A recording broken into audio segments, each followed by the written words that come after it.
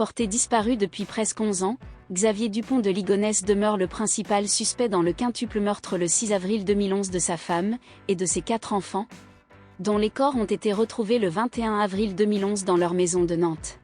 Le commercial de 61 ans aurait-il pris la fuite après les avoir assassinés? Pour le moment, ces crimes restent non élucidés et Xavier Dupont de Ligonnès est toujours introuvable depuis qu'il a été aperçu dans le Var, pour la dernière fois, le 15 avril de la même année. D'après son meilleur ami Bruno de Stabenrath qui prend la parole dans Marie-France, il aurait refait sa vie en Amérique. Il n'y a pas l'ombre d'un doute. Xavier adorait les États-Unis, c'est un territoire qu'il connaît par cœur.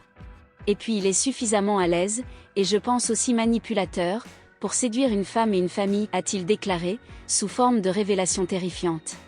Celui qui a aussi écrit l'ouvrage L'ami impossible détaille son propos et estime que Xavier Dupont de Ligonnès a voulu faire un reset et tout recommencer ailleurs. Selon Bruno de Stabenrath, il a fait ce que font peu d'hommes dans une vie. C'est-à-dire qu'en supprimant sa famille il s'est reprogrammé comme une adolescence libre, déculpabilisante. Bruno de Stabenrath a justifié son opinion en évoquant des soucis financiers majeurs qui auraient pu motiver son ami à franchir le pas. Plus de soucis, plus d'huissiers, plus de problèmes de famille, plus de contraintes, plus de dettes, a-t-il insisté, parlant d'un homme prêt à se construire un nouvel avenir. L'enquête avait effectivement mis en évidence les échecs professionnels de Xavier Dupont de Ligonnès qui l'avaient conduit à accumuler des dettes. Ce dont il avait lui-même fait part à certains proches dans des emails où était notifié qu'il envisageait le suicide ou le suicide collectif.